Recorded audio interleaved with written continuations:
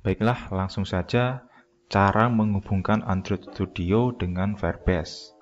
Pertama, kita kunjungi dulu browser, cari Firebase Console dan buka, kemudian create project, buat project baru. Misalnya ini saya kasih nama My Application, kemudian tekan continue, uncheck analitiknya, kemudian create project. Biar lebih cepat setup projectnya, maka saya uncheck tadi.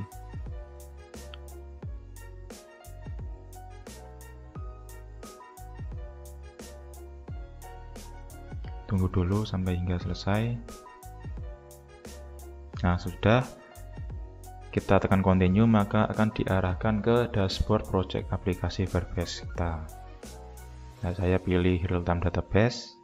Ini saya buatkan contoh untuk create database. Langsung next, pilih test mode, enable. Ini untuk database test mode aja. Tunggu dulu prosesnya hingga selesai.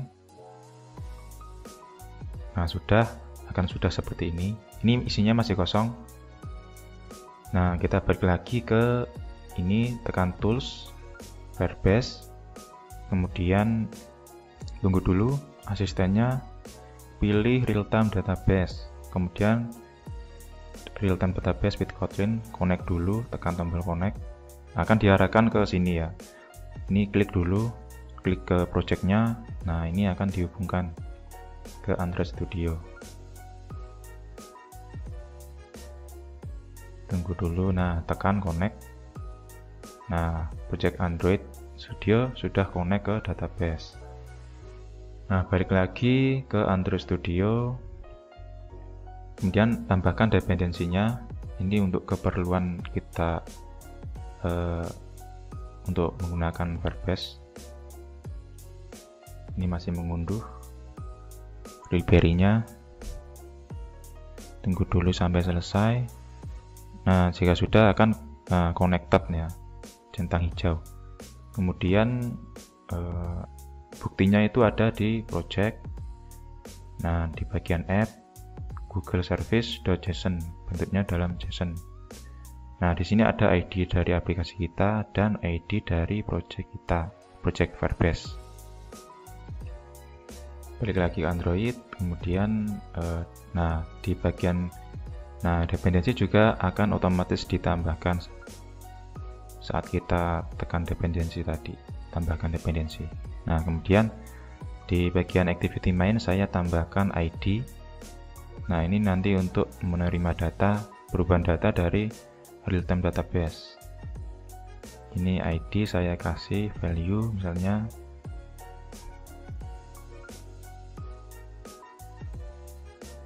Nah, kemudian balik ke main activity. Di sini saya akan membuat variabel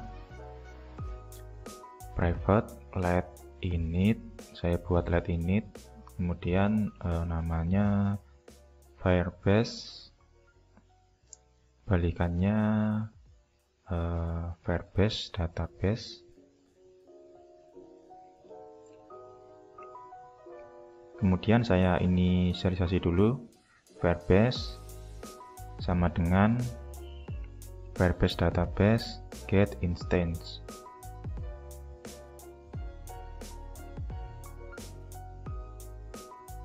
Sorry, ini balikannya tadi Firebase database ya, bukan reference. Nah, kemudian balik lagi ke sini. Di sini saya akan buat fieldnya terlebih dahulu. Nah, key-nya ini bisa disebut juga dengan field. Saya kasih nama data. Untuk value-nya saya kasih data hello, this is my data from Firebase. Tekan add kalau sudah. Nah, sudah ditambahkan. Balik lagi ke Android Studio-nya. Ini tinggal kita panggil Firebase titik reference. Kita panggil referensi path-nya. Kita pilih child. kemudian titik child.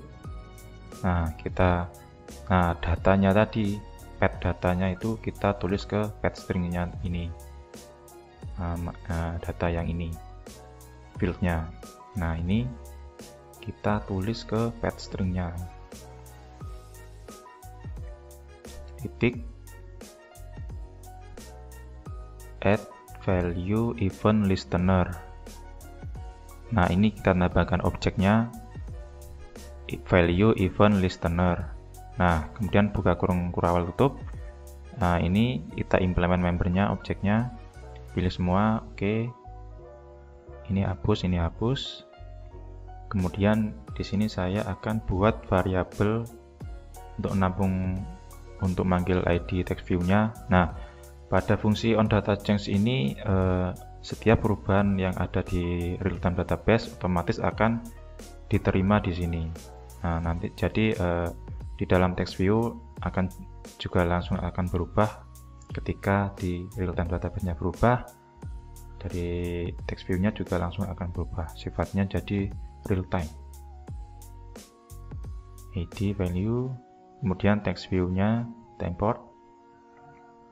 Kemudian kita panggil text view titik text sama dengan snapshot titik value, kita dapatkan value-nya dari datanya tadi. Ini jadikan ke string ya, karena text view string. Nah, sudah. Kemudian saya jalankan di device manager ke emulator saya. Buka dulu, tunggu hingga loadingnya selesai.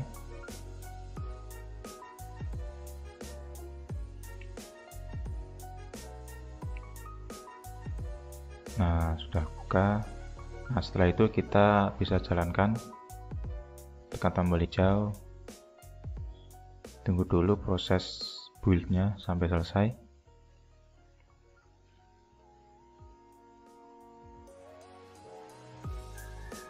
Nah, sudah selesai.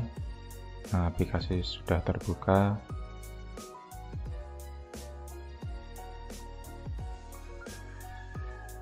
Nah, hello world akan ganti hello this my data from Firebase. Nah, setelahnya di sini saya rubah lagi datanya.